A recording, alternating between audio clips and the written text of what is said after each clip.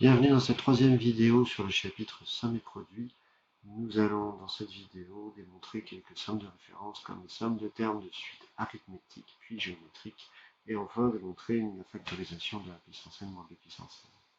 Donc dans un premier temps les suites arithmétiques et on va s'intéresser à la somme de termes d'une suite arithmétique.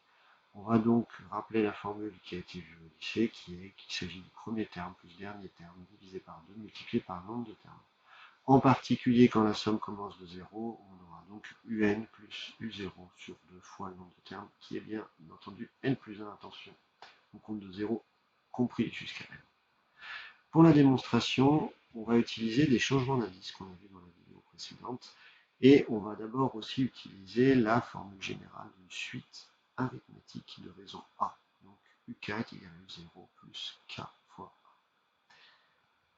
Si jamais on veut démontrer cette formule, on va avoir besoin de faire un changement d'indice. On va poser j est égal à n plus m moins k dans cette somme. Quel est l'intérêt de faire ceci? C'est qu'en fait, ça permet de réindicer la somme en comptant à l'envers les termes uk. On commence par sommer à partir du dernier terme jusqu'à arriver au premier. Et dans ce cas-là, si jamais je fais mon changement d'indice et que je réindice ensuite l'indice étant vrai, je remets l'indice k à la place de l'indice j, ça ne change rien à la somme, je vais me rendre compte que j'ai Sn qui s'écrit d'une première manière et d'une deuxième manière.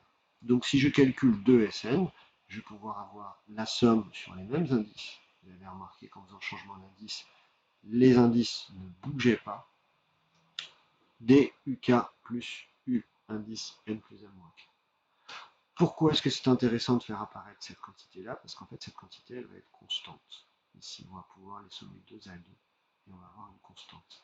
En effet, il suffit de faire le calcul. Je remplace par mon expression que je vous ai rappelée en tout début de démonstration et j'obtiens après simplification qu'il s'agit de u0 plus ma plus u0 plus ma. C'est-à-dire un plus un, premier terme plus dernier terme. Donc, j'ai une somme ici de termes constants. Je vais donc avoir comme formule que 2Sn est égal au nombre de termes multiplié par la valeur du terme constant. C'est-à-dire que Sn va être égal à la demi-somme que l'on vient de voir, et c'est bien la formule de l'ensemble. Bien entendu, si je l'applique pour m égale à 0, j'obtiens tout de suite le cas particulier.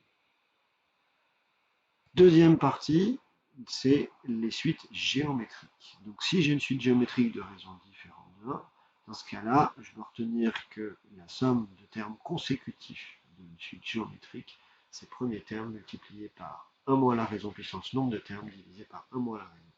Si jamais la raison est différente de 1, on a bien une quantité qui existe. Si jamais la raison est égale à 1, on a une suite qui est en fait constante et on se ramène à quelque chose que l'on connaît, une somme de termes de suite constante, nombre de termes fois valeur du terme constant. Pour démontrer cette formule, on va utiliser une formule que l'on va démontrer juste après, qui est la factorisation de a puissance n moins b puissance n. On va l'utiliser pour a égale q et b égale à 1, et pour n égale n plus 1. En fait. Et dans ce cas-là, ça va nous donner q moins 1, facteur de cette somme-ci, qui est la somme ici. Alors attention, elle va jusqu'à n et pas jusqu'à n moins 1, la somme que l'on cherche à calculer.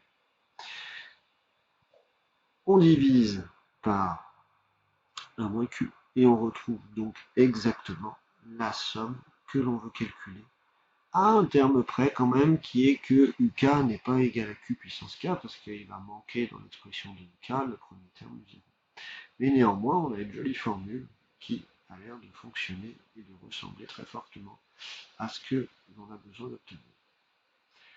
On va donc essayer de faire apparaître le uk, mais dans le cas général, vous avez juste que uk, c'est u0 fois q puissance k, donc à un facteur u0 près, on va obtenir ce que l'on veut.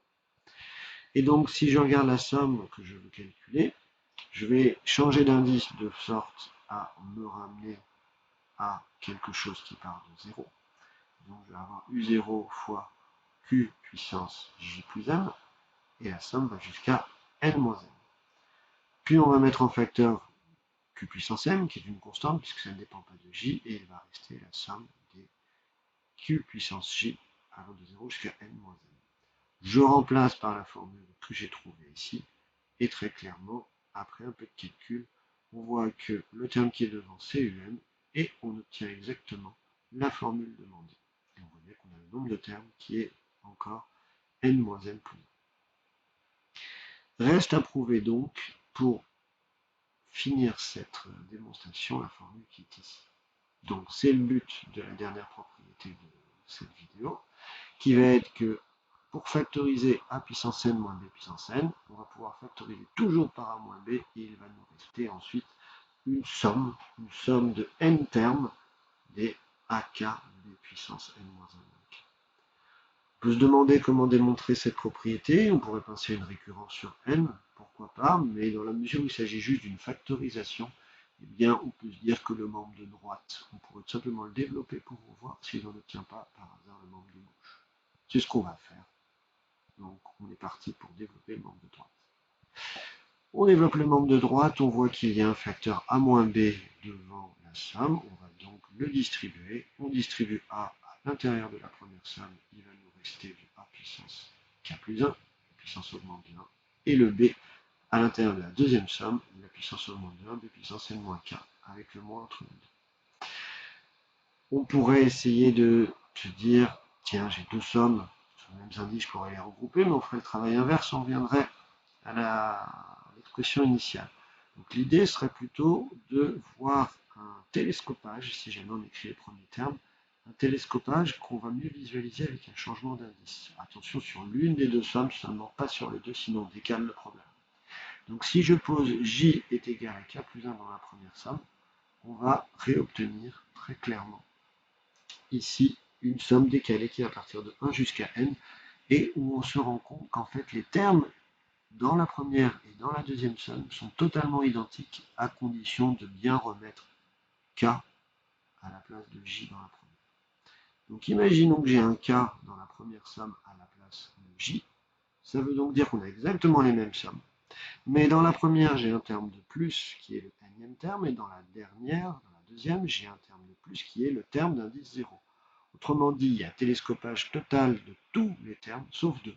Le premier de la deuxième somme, avec un moins devant, et le dernier de la première somme, avec un plus devant. Si on regarde ce que l'on obtient en simplifiant les a puissance 0 et b puissance 0, on obtient exactement ce que l'on veut. Voilà qui prouve donc cette dernière propriété qui permet de compléter la démonstration sur les suites géométriques. Enfin, on va regarder un petit peu quelques exemples d'utilisation de cette formule. Alors, on pourrait par exemple s'intéresser à factoriser p de x égale p puissance n moins 1. Et on va voir comment déduire une factorisation d'un polynôme de degré 3, qui n'est pas forcément quelque chose de toujours très facile. Alors, q puissance n moins 1.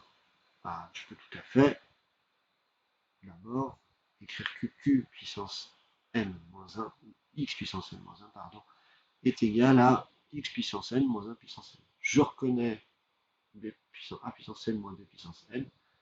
Je vais donc ici factoriser par x moins 1, et je vais écrire ma somme. Et vous voyez que dans ma somme de la propriété, je vais avoir un 1 à une puissance entière naturelle. Et 1 à une puissance entière naturelle, ça fait 1. Donc je peux tout à fait simplifier ma somme. Maintenant, en quoi peut-on déduire une factorisation? Normalement, si vous regardez et que vous écrivez un petit peu les derniers termes, il va falloir lier cette quantité-là et la quantité qu'il y a dans la somme. Alors, pour factoriser un polynôme de degré 3, on pourrait aussi penser à se dire, est-ce qu'il y a une racine évidente? Ici, oui, il y a une racine évidente qui est moins 1. Et on pourrait factoriser en x moins moins 1 le tout facteur d'un polynôme de degré 2.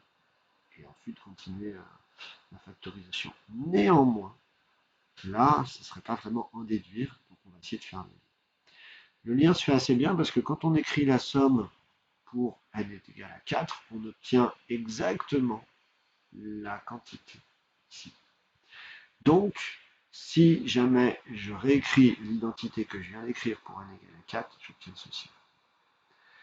Je vais aussi pouvoir factoriser le terme de droite, ici. Donc le terme de droite, je factorise toujours en reconnaissant un carré moins b carré, notre identité remarquable. Puis je refactorise encore Ici, c'est toujours du a carré moins b carré, on est reparti. Si on maîtrise les complexes, on peut factoriser x au carré plus 1 dans les complexes et on obtient x moins i facteur de x plus 1. Ça veut donc dire que le terme qui est ici, à gauche, est toujours égal au terme de droite, ici, le tout fois x moins 1.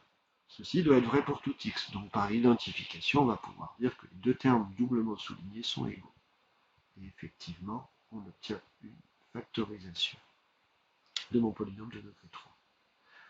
Voilà qui a permis de factoriser notre polynôme de degré 3 sans avoir nécessairement à chercher, imaginer, à trouver une racine évidente. Voilà un exemple d'utilisation de cette formule pour factoriser certaines expressions.